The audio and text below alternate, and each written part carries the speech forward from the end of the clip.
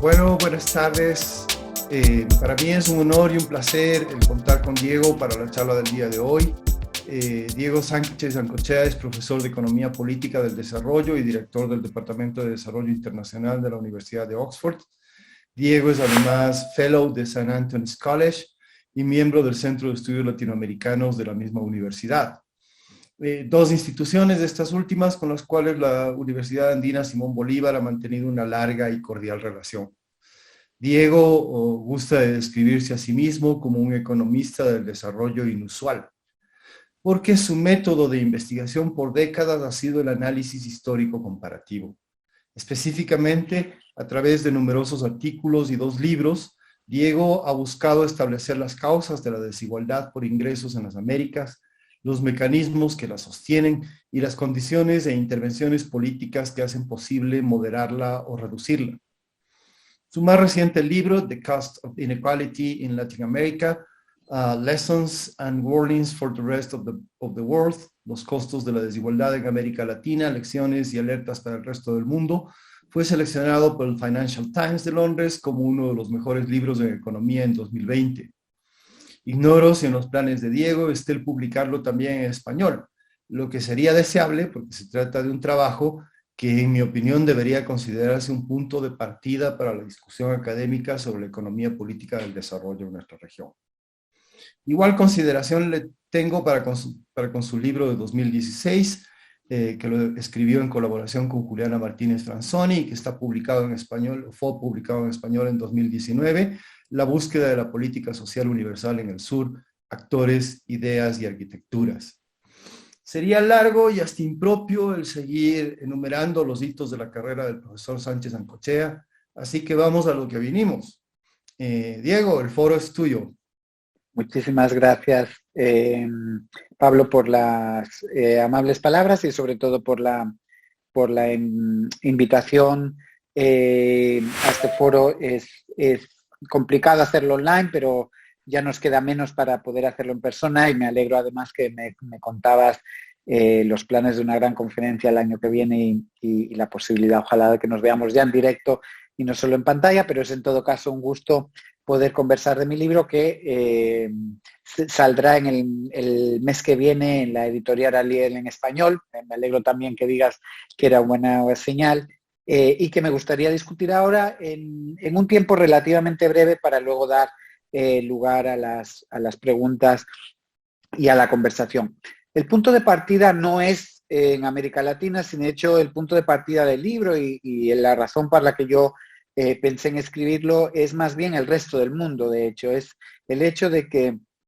ha habido un aumento de la desigualdad en una serie bastante significativa de países y sobre todo en algunos de los países más grandes o bien económicamente o bien en términos de tamaño del mundo. Y no solo es que haya habido un aumento de la desigualdad, sino que esta ha sido de una característica muy particular, que es la concentración de la renta y de la riqueza, aunque yo no discutiré hoy la riqueza, en el 1% y en el 0,1% más rico de la población. Así tenemos el caso más agudo como el de la India, que ven en el gráfico, o el caso de Estados Unidos, donde básicamente el porcentaje que controla el 1% más rico se casi dobló. De hecho, se había doblado en el 2018 y luego disminuyó ligeramente. En realidad, aquí ofrezco el datos del 1% porque son los que tiene el proyecto de Thomas Piketty en París, pero también hay datos basados en trabajo de Piketty con colaboradores, sobre todo para Estados Unidos, que muestran que de hecho la desigualdad es todavía más concentrada en el 0,01% de la población. Así, estos son datos como digo, de Estados Unidos entre 1980 y 2015, donde se muestra que mientras el crecimiento del 0,01% aumentó en un total de 400%, el de la media del país lo había hecho en menos del 100%. Y para aquellos de nosotros y nosotras, como somos todos casi seguro todos los que estáis aquí hoy, que trabajamos sobre América Latina, por supuesto esto no es una novedad, sino que inmediatamente nos invita y nos lleva a pensar en cuál ha sido la trayectoria latinoamericana a lo largo del tiempo. Por supuesto, porque América Latina se ha caracterizado históricamente, por lo menos desde finales del siglo XIX, sino desde antes, hay un gran debate sobre ello, por ser uno de los países una de las regiones no solo más desiguales del mundo, sino de nuevo con una concentración en el punto más alto de la distribución. Así, un informe que fue muy significativo del Banco Mundial sobre Breaking with History, en el que evaluaba la desigualdad, precisamente reflejaba que lo que hace única a la desigualdad latinoamericana es esa concentración en el 1% más rico o en el grupo más. Entonces, lo que a mí me inspiró es precisamente a tratar de pensar en qué era lo que América Latina nos podía enseñar al resto del mundo. Un poco en que esta novedad que se puede dar en países, sobre todo como Estados Unidos. Tengo que reconocer que el país que tenía más en mente era Estados Unidos. En realidad no es más que un espejo, un reflejo hasta cierto punto de lo que había sido la historia de la región, por lo menos durante el siglo XX. Antes de seguir tengo que hacer, eso sí, 3 salvedades y si lo quieren pedir perdón de alguna manera por eso este perrito tan triste, por 3 motivos fundamentales.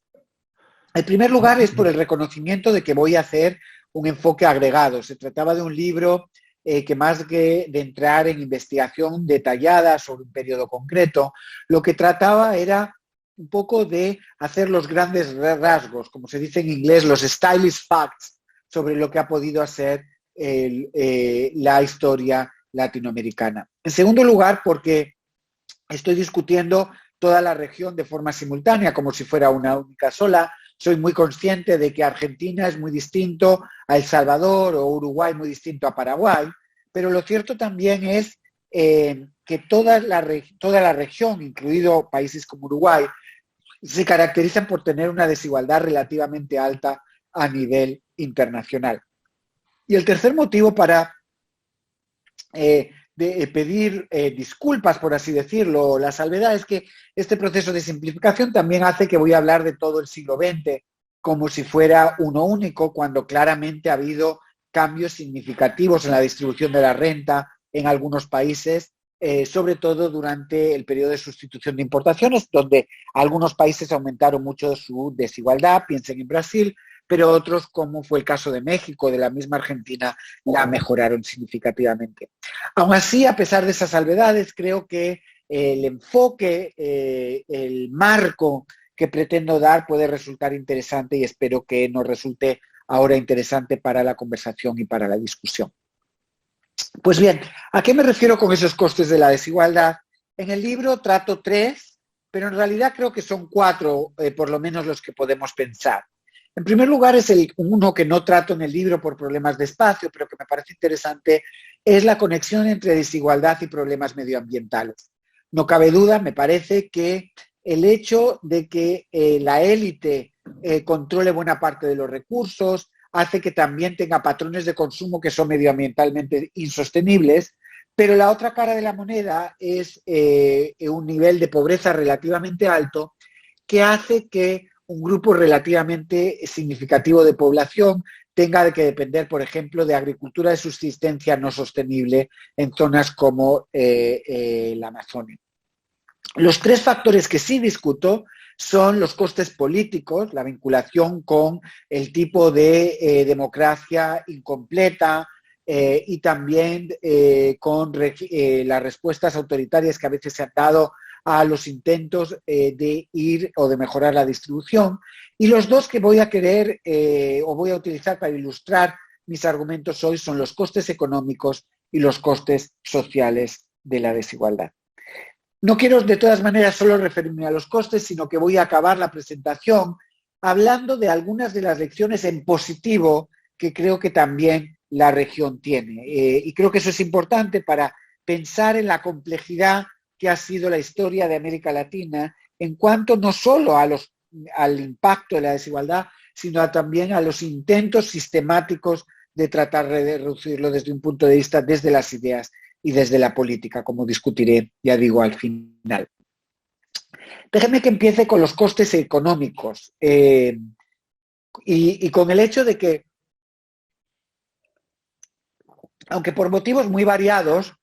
debemos acordarnos que la región ha sido incapaz económicamente de acercarse al PIB per cápita de los Estados Unidos y de otros países de la OCDE, al contrario que los países de el Asia. Como ha mostrado Pablo y como muestran otros, por supuesto hay un número de factores significativos que tiene que ver con la innovación, con los problemas de política industrial, pero yo creo que también tienen en su base la concentración de la renta y el poder económico y político de una élite relativamente limitado.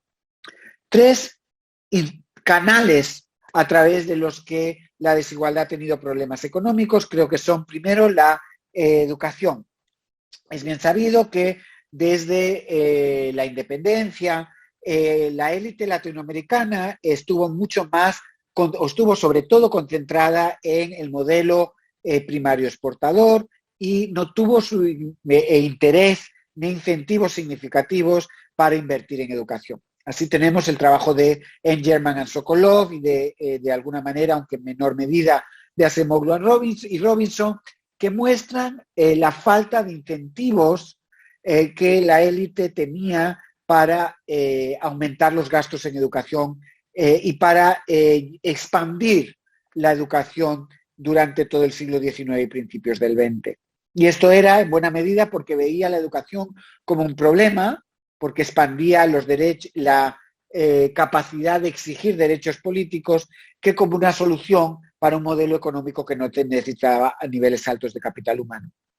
Así, para principios del siglo XX, 75 años después que Canadá, solo Argentina, Chile, Costa Rica y Uruguay tenían habían alcanzado, la educación primaria universal, mientras que países como Bolivia tenían una tasa de alfabetización de solo el 17% o países como Brasil de solo el 15%. Por supuesto, muchas y muchos de vosotros me diréis que la historia latinoamericana cambió mucho a lo largo del siglo XX, con una expansión significativa de la educación primero primaria y luego secundaria en buena parte de la región. Pero lo cierto es que los problemas de insuficiente inversión, de nuevo, generados no por la falta de interés político, sino sobre todo por la falta de presión por parte de la élite económica, se traslada en problemas de calidad muy significativos.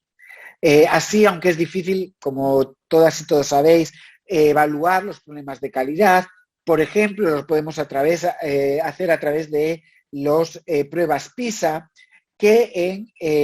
mediados del siglo XXI, del 2012, daban que en la población latinoamericana de 15 años que hizo los exámenes, solo un 37% alcanzaba el nivel esperado de matemáticas, comparado con un 67% en los países más ricos y un 91% en el caso de los países asiáticos. Creo que, por ejemplo, Ben Schneider, de nuevo un colega que Pablo conoce bien, ha mostrado muy claramente que el modelo de concentración de la renta tiene mucho que ver con la generación de un modelo, la consolidación de un modelo de capitalismo que él llama jerarquizado, con grupos económicos muy fuertes, y que eso lleva a un desinterés significativo por mejorar la calidad educativa. El Banco Interamericano de Desarrollo lo mostró de forma distinta, hablando más bien de los procesos políticos, y cito aquí un informe de principios del siglo XXI, donde dicen,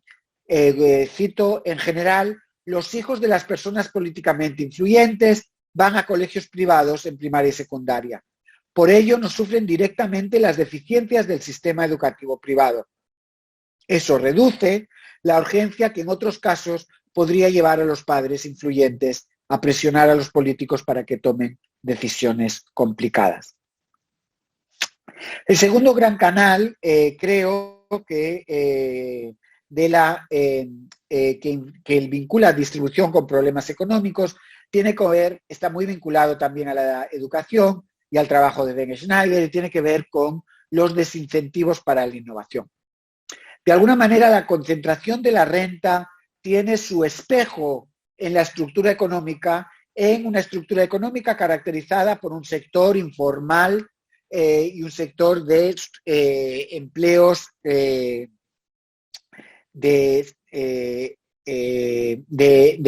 autoempleo, perdón, muy significativo, y luego un sector formal que está controlado fundamentalmente por los grandes grupos económicos que concentran cada una de las actividades fundamentales y además tienen intereses en distintas partes de la economía. La concentración económica en los principales mercados, es sabido, es enormemente alta en América Latina. Si, por ejemplo, en Chile solo dos compañías controlan los sectores de la ferretería, o solo 3 empresas de comercio farmacéutico son responsables de más del 90% de las ventas. En el caso peruano encontramos concentraciones muy similares en el sector de las telecomunicaciones, en el sector comercial o en el sector de las aerolíneas. Ese proceso de concentración de la renta no ha sido de ninguna manera espontáneo o determinado solo por el mercado, sino que ha tenido mucho que ver con esa capacidad de los grandes propietarios de ir determinando las reglas del juego y, por ejemplo, debilitando cualquier intento de promover las políticas de competencias. El problema es que son grupos económicos, por tanto, que controlan las actividades con mayor tasa de beneficio y que, por tanto, tienen muy poco interés para innovar y para tratar de saltar a sectores de mayor contenido tecnológico. De alguna manera, ¿para qué querrían tratar de competir con países como China o con Estados Unidos en sectores como el software o como el hardware, cuando pueden hacer beneficios muy altos en sectores como la minería, en sectores como el comercio o en sectores como la alimentación? Y de esa manera el problema latinoamericano no es solo que la innovación, el gasto en investigación e innovación sea relativamente bajo, sino que la contribución del sector privado a ese gasto es también relativamente bajo. Así, el sector privado es el responsable de alrededor de 1/3 de todo el gasto en innovación y desarrollo en América Latina, comparado con un 50% en el caso asiático y un 70% en los países de la OCDE. Por supuesto, la otra cara, como decía antes, de la concentración de la renta y de la concentración de oportunidades económicas en el mercado es un sector de empleo informal y de autoempleo que representa alrededor del 60% de todos los empleos que se generan en la región. Y estas son pequeñas empresas, en general, de subsistencia y que en general tienen dificultades tanto para la internacionalización como para conseguir suficientes recursos para la innovación. Por supuesto, con eso no estoy diciendo que no haya pequeñas empresas que son capaces de entrar en el sector del software, pero son la excepción y no la regla. El tercer gran proceso en el caso de los impuestos, y voy un poco más rápido porque soy consciente de la hora, tiene que ver con las dificultades de recaudación fiscal que llevan a un insuficiente gasto a la vez en áreas como la política social o la infraestructura. Como bien sabéis, muchas y muchos de vosotros, con la excepción de Argentina y Brasil, todos los países de América Latina recaudan menos de lo que uno cabría esperar, dado su PIB per cápita, y hay, sobre todo, impuestos directos que son enormemente bajos. Por ejemplo, los impuestos de propiedad representaban en mitad de los 2010 alrededor de 0.3% de toda la recaudación fiscal en América Latina, y en 5 países no generaban ningún tipo de ingreso. ¿Cómo se vincula la concentración de la renta que lleva a la concentración del poder político con los pocos impuestos? Se vinculan a través de toda una serie de canales que ha permitido a la élite influir en todo y debilitar todo intento significativo de reforma fiscal. En el libro, utilizando el trabajo tanto de Oxfam como el trabajo de distintas politólogas, como por ejemplo Tasha Fairfield, discuto una serie de canales a través de los que se han dado, como pueden ser las puertas giratorias que llevan a la élite a altos cargos del poder político, como son la capacidad del control de los medios de comunicación y así del discurso y de la narrativa sobre los impuestos. ¿Cuántas veces hemos oído, incluso en el contexto de Ecuador, los impuestos como problema en lugar de como solución? Como son también el canal de la influencia sobre las campañas electorales y la financiación de los partidos políticos. Pensad en la crisis, en la gran escándalo de Odebrecht, que mostró que esa empresa brasileña había gastado alrededor de 3.400 millones de dólares en campañas electorales en distintos países de la región, desde Argentina, República Dominicana o Brasil. Y también discuto en el libro la capacidad de la élite de utilizar los paraísos fiscales para reducir de forma significativa su pago de impuestos. Esta es, por tanto, una ilustración de cómo creo que con distintas variedades en distintos países, de alguna manera la concentración de la renta ha generado una economía poco dinámica por falta de innovación, por falta de recursos para la infraestructura y por falta de educación. Pero por supuesto, como saben como han explicado muchos economistas, y por ejemplo el estructuralismo latinoamericano de forma significativa, no es solo que la desigualdad genere problemas económicos, sino que esos problemas económicos en sí mismos perpetúan la desigualdad, fundamentalmente a través de la consolidación de lo que los estructuralistas han llamado la heterogeneidad estructural o otros los mercados laborales duales. Y esos mercados laborales duales, que tienen mucho que ver o son resultado en parte del poco dinamismo económico, hacen que se perpetúe la desigualdad en una especie de círculo vicioso que a mí me parece particularmente preocupante y que creo que debía preocupar significativamente a países como los Estados Unidos. Paso ahora a hablar de los costes sociales, ilustrar también con 3 canales fundamentales, de forma un poquito más rápida, si me permitís, porque como digo, me interesaría dejar suficiente tiempo para la conversación. El primero que discuto tiene que ver con la violencia, con la vinculación entre desigualdad y violencia. Como bien sabéis, aunque con excepciones significativas en la región de América Latina es en general una de las más violentas del mundo, al menos cuando tomamos la tasa de homicidios. Así, mientras que la media mundial de homicidios era hace 5 años de alrededor de 7 personas por cada 100.000 habitantes, el de América Latina era 3 veces superior, 21.5. Es más, de acuerdo con una ONG mexicana que publica un ranking de las ciudades más violentas del mundo, 43 de las 50 ciudades más violentas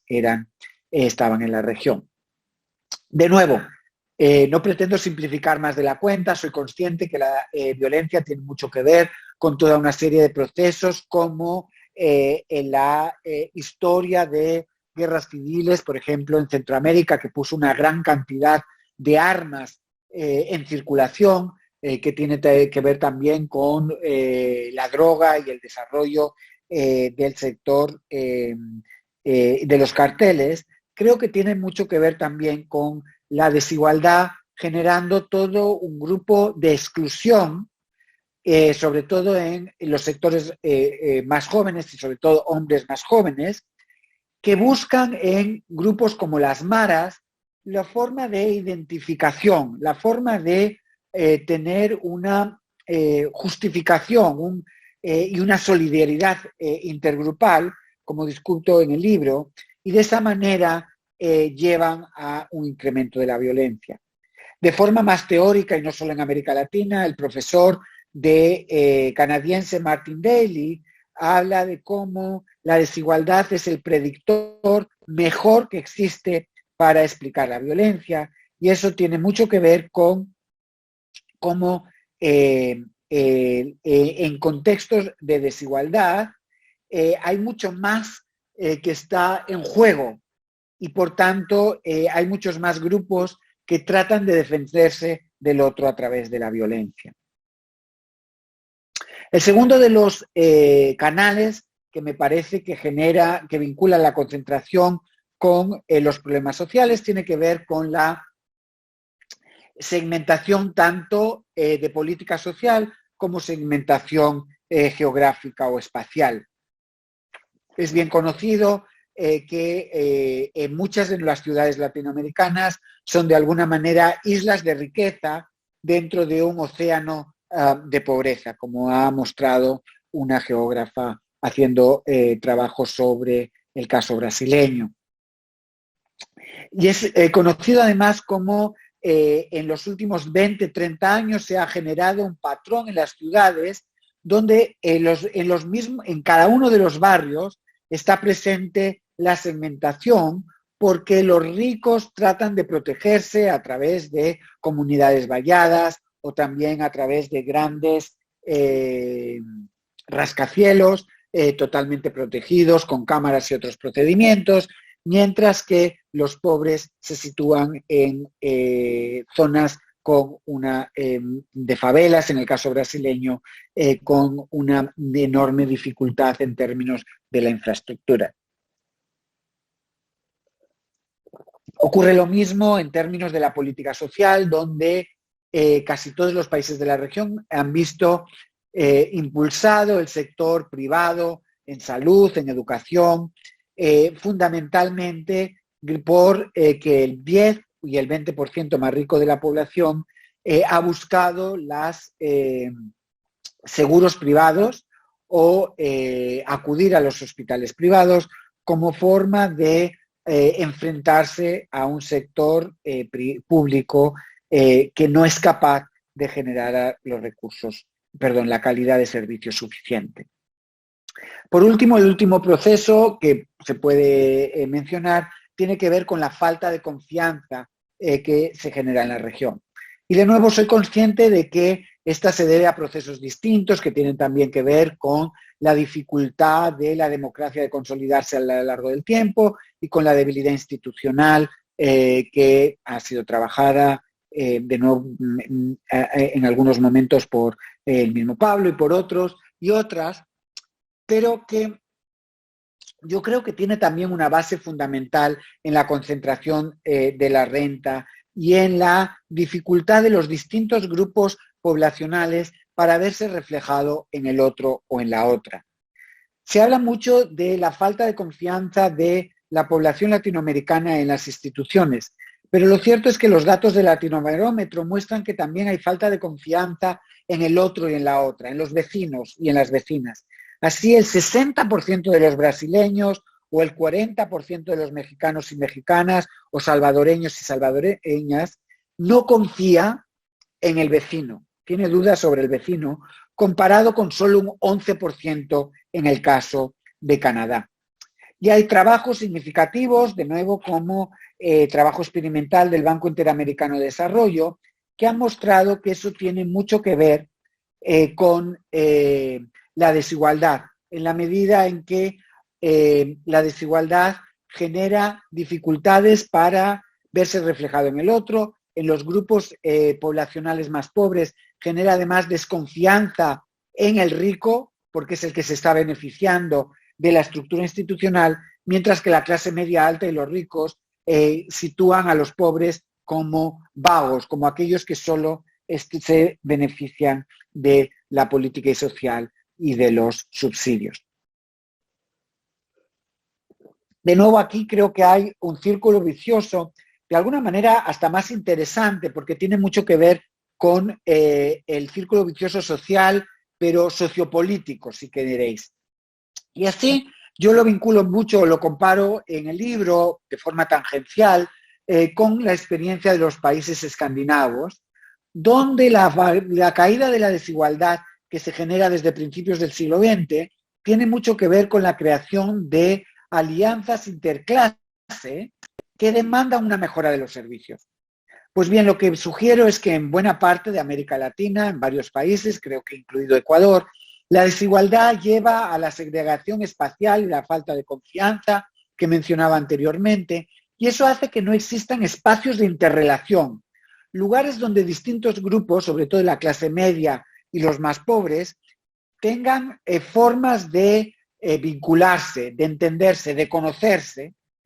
como pueden ser desde los parques hasta la política social en países europeos, y eso crea muchas más dificultades para la creación del tipo de coaliciones políticas que han estado detrás de la redistribución en otros países del mundo. Siempre digo que cuando iba a escribir el libro, creo que de forma totalmente equivocada, y por eso siempre me alegro tener algunos amigos y amigas siempre que me llevan a la dirección correcta, iba a acabar el libro solo en estas enseñanzas en negativo. Pero lo que profesores como Salvador Martín me dijeron es que tenía que entender y tenía que acordarme de que la historia de América Latina es a la vez una historia de lucha, una historia de respuesta a estos elementos. De hecho, aunque ahora en Estados Unidos los movimientos de izquierda creen ser los primeros que están luchando contra el neoliberalismo, por ejemplo, todos ustedes saben que es la historia latinoamericana la primera que trata de hacer respuestas al liberalismo y a sus dificultades, o respuestas a las estructuras de desigualdad. En el libro discuto, por ejemplo, cómo la región ha sido una cuna de ideas fundamentales que solo podían haber surgido de alguna manera en América Latina. Por ejemplo, hablo del estructuralismo latinoamericano, que si bien en una primera fase responde sobre todo a la desigualdad entre países, el centro y periferia como se conocen, en una segunda fase pone a la desigualdad en el centro. Y lo explica no solo por la estructura económica, sino es curioso, en el último libro de Prebisch, mucho antes de Acemoglu y Robinson, lo hace también, explica la desigualdad también por la estructura de desigualdad política y por el poder que la élite económica tiene sobre la definición de las instituciones.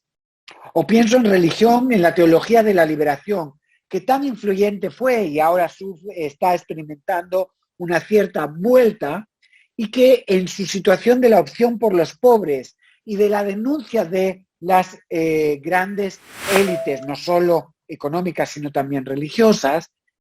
sitúa en el centro de la vida religiosa la desigualdad y la falta de oportunidades.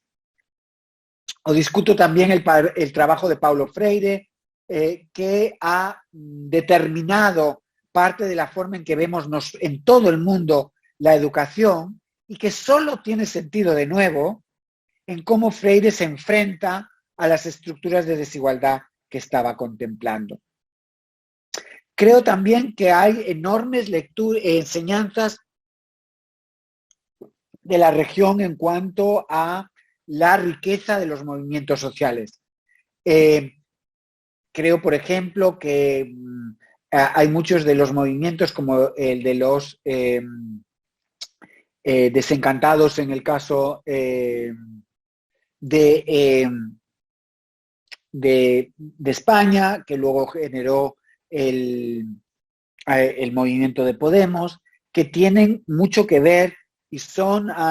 hijos e hijas, si quieren, de movimientos latinoamericanos muy significativos. Así en el libro, por ejemplo, discuto con bastante detalle el movimiento Sin Tierra en Brasil, que es interesante no solo por la forma en que utiliza las bases, el derecho y los tribunales para exigir el derecho a la tierra, sino por cómo vincula ese acceso a la tierra con más tarde todo un discurso sobre la necesidad de un modelo de desarrollo distinto y un modelo más equitativo. Pero también discuto movimientos más de clase media, como pueden ser el MAS en el caso boliviano, o como puede ser el de los estudiantes en Chile, que está detrás de la reforma constitucional que se está discutiendo en este momento. Y aunque creo que es menos interesante que las ideas y los actores, también discuto un poco las políticas, todo el proceso de reducción de la desigualdad en los últimos 15 años, sobre todo desde el 2003 al 2015-16, que se dio en buena parte de América Latina, que ha mostrado trabajos como el de Nora Lustig o el de Andrea Cornia y otros, y que creo que, aunque fue menos significativo de lo que a veces decimos, sí que mostró enseñanzas importantes sobre la importancia de la política social universal o, por ejemplo, de la política de salarios mínimos en países como Brasil. Ahora, muchos de ustedes me dirán, bueno, pero si hay tantas ideas, actores y políticas, ¿por qué es que la desigualdad se ha mantenido a lo largo del tiempo? Y ahí sí que me parece que es importante vincularlo a los círculos viciosos que mostraba anteriormente. Y es, de alguna manera, lo que trato de discutir en el libro de forma implícita más que explícita, es que la agencia se enfrenta a la estructura. Y de alguna manera lo que trato de decir es que si en otros países, desde China a Estados Unidos, no tenemos cuidado, los mismos círculos viciosos pueden aparecer y entonces la erosión de la desigualdad será todavía más difícil de lo que es ahora. En conclusión, ¿cuál creo que son las enseñanzas de la región para sí misma, pero para otros países? Y también lecciones de alguna manera, tanto analíticas como metodológicas. En primer lugar, he tratado de decir que creo que el problema de la desigualdad es sobre todo un problema de economía política, es un problema del poder y de la vinculación entre la estructura económica y el poder político. Y por tanto que no tiene sentido discutirlo solo de 5 años, de un año para otro, de cuánto cambia el Gini de un año para otro, o solo en términos de soluciones técnicas, sino que exige fundamentalmente pensar en el proceso de vinculación entre la economía y la política. Creo que es fundamental que tengamos una nueva forma de diversificar nuestra comprensión sobre norte y sur y hacer muchos más estudios de cómo el norte puede aprender del sur y no solo, como muchas veces lo hacemos, de que el sur es el que tiene que seguir la trayectoria del norte. De alguna manera, en ese sentido, creo que, por ejemplo, Estados Unidos se está latinoamericanizando y que deberían las universidades estadounidenses entender mucho mejor los procesos latinoamericanos, no solo para entender América Latina, sino para entenderse a sí mismos. En ese sentido, creo que las lecciones no son solo en negativo, sino son también en positivo, pero que esas lecciones en positivo siguen estando, como decía hace un minuto, limitadas por el riesgo de que la concentración de la renta se enquiste debido a los círculos viciosos que conversaba anteriormente. Muchísimas gracias. Ok, gracias, Diego. Tenemos preguntas en el chat. Voy a pasarte inmediatamente la pregunta de Sebastián Cova. Sebastián dice, ¿podría ser la absorción tecnológica una diferencia fundamental entre Asia y América Latina? Saludos cordiales. Y a mí me gustaría complementar un poco la pregunta de Sebastián para provocarte que nos guíes, ¿no es cierto?, por el lado de que sí hay una diferencia en la absorción tecnológica, pero que esa diferencia en la absorción tecnológica tiene que ver con los factores que tú estás trabajando. Sí, de alguna manera, al principio al leerlo de absorción tecnológica te iba a pasar a ti la pregunta, Pablo, porque creo que estás mucho más capacitado, pero gracias a tu pregunta misma me abre a mí la puerta. Por supuesto que los procesos que yo he discutido son procesos de enorme complejidad que tienen que ver con otros factores. Pero como tú decías, buena parte de los factores que se han escrito para explicar ese éxito tienen, yo creo, que mucho que ver con la estructura de desigualdad. Pensemos, por ejemplo, en el papel del Estado y en el trabajo de Peter Evans y otros sobre la autonomía embuida en el embedded autonomy. Creo que esa capacidad del Estado de generarse tiene en parte que ver con una estructura de desigualdad muy distinta y con un proceso de descolonización muy distinto, o de descolonización muy distinta. Es decir, de alguna manera el trabajo de Asia muestra claramente que la ruptura de las oligarquía terrateniente en países como Corea o como Taiwán, generan mayor igualdad y generan nuevas oportunidades para fortalecer el Estado y de ahí tener una política tecnológica distinta. Algo que no se da en América Latina, donde la élite en todo momento hace al Estado subsidiario de sus propios intereses. Entonces, por supuesto que hay otros factores, pero al final me pregunto si esos factores no tienen mucho que ver con el tipo de círculos viciosos que yo estaba discutiendo y que tienen que ver con esa historia de largo plazo de desigualdad. Vale, gracias. Lo que acabas de decir me hace acuerdo de una conversación que sigue, ¿no es cierto?, con otros dos colegas, Sebastián Mazuca y Jerry Munk, quienes publicaron el año pasado, justo al mismo tiempo que tú publicaste tu libro, su libro sobre The Middle Quality Trap, la trampa de la calidad media, tanto del Estado como de la democracia en América Latina, ¿no es cierto? Y ellos también miran una serie de círculos viciosos, de mecanismos que se autorrefuerzan, pero también de condiciones macro que tienden a hacer este mecanismo, o mejor dicho, esta trampa, un status quo estable, o un equilibrio estable, si quieres ponerlo de esa manera. Pero tu trabajo durante muchos años, no solamente el que mencionas hoy día, ¿no es cierto? Tu trabajo durante muchos años ha mostrado que, si bien estamos en una región, digamos, altamente concentrada, con una larga trayectoria de desigualdad, hay variación, ¿no es cierto? Y que esa variación tiene que ver, curiosamente, mejor dicho, de manera no sorprendente, precisamente con factores de economía política, ¿no es cierto?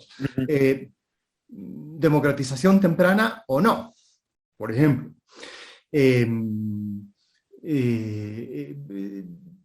No es casualidad que países como el Uruguay o como Costa Rica, ¿no es cierto?, que son relativamente igualitarios en términos de distribución de riqueza, en el sentido de hay más farmers que grandes terratenientes, etc. Tú has mostrado que estos factores, de hecho, tienen o históricamente han tenido la capacidad de generar variación en la enorme desigualdad de la región. Y en tu libro, en tu trabajo con Juliana, estoy pensando en el trabajo del 2016, tú le das mucha importancia a un mecanismo de transmisión de esas distintas economías políticas en la conformación de las arquitecturas, dices tú, de las políticas que efectivamente logran disminuir por lo menos la rapidez, no sé, de la reproducción de las desigualdades, ¿no es cierto? Mayor inversión económica, educación de mejor calidad, cobertura de servicios que se acerca lo más posible a la universalidad, etc. Y creo que, o sea, a mí me gustaría que pudieras hablar un poquito más sobre estos factores que tú podrías pensar como que ayudarían a romper o que debilitan, ¿no es cierto?, ese equilibrio robusto. Sí,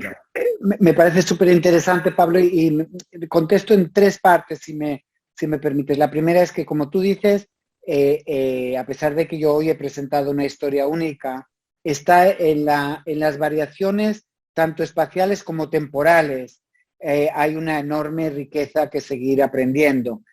Tú hablabas, yo creo que un caso excepcionalmente interesante, como tú sabes, para mí es el caso costarricense, no solo por la diversidad espacial, sino también temporal, en el sentido de que la Costa Rica, que se vuelve sumamente igualitaria durante 30 años, se ha vuelto ahora sumamente desigual, ahora es uno de los países más desiguales del mundo. Y eso nos da un poco que, aunque yo creo que hay círculos viciosos que determinan un poco el terreno del juego, luego dentro de este terreno hay mucha variedad y hay muchas veces que estamos al ataque y otras veces a la defensa, si me permites una metáfora no muy buena. Y parte de esa diversidad se debe sin duda a factores estructurales, como tú decías, pero claro, y yendo ahí a tu segundo comentario, los más interesantes no son los estructurales, sino los de política, los que podemos influir, porque si no al final nos quedamos con que nada podemos hacer en una región como la nuestra. Yo creo que en el centro del trabajo que tú decías, o en el centro de la intersección del trabajo que tú decías con el que yo he discutido hoy, están las coaliciones, está el hecho de cómo creamos mayores coaliciones entre la clase media y los grupos más pobres. Al final, los países latinoamericanos solo van a avanzar en mayor política más universal, en políticas más equitativas, en la medida en que la clase media entienda que tiene intereses compartidos con parte de la clase de menor ingresos. Y lo que decimos en el libro, como tú dices, es que eso no tenemos que esperar a que se identifique para entonces hacer política, que a veces el diseño de la política crea esos intereses. Es decir, la capacidad de diseñar nuevas políticas de educación y salud empiezan a crear los intereses que van a empujar la política a lo largo del tiempo. Metiéndome aquí en problemas graves, y tú me dirás si estoy equivocado, yo siempre he pensado que una de las grandes debilidades del gobierno de Correa fue nunca entender esa economía política. Es decir, nunca entender que no se trataba solo de un cambio de corto plazo, sino se trataba de entender cómo ibas a crear los intereses que una vez que Correa se fuera del gobierno iban a defender el mantenimiento de las políticas. De hecho, él hizo casi lo contrario, debilitó a los movimientos sociales que deberían haber sido los que hubieran defendido el mantenimiento de las políticas a lo largo del tiempo. Y lo último que quería decir en esa diversidad espacial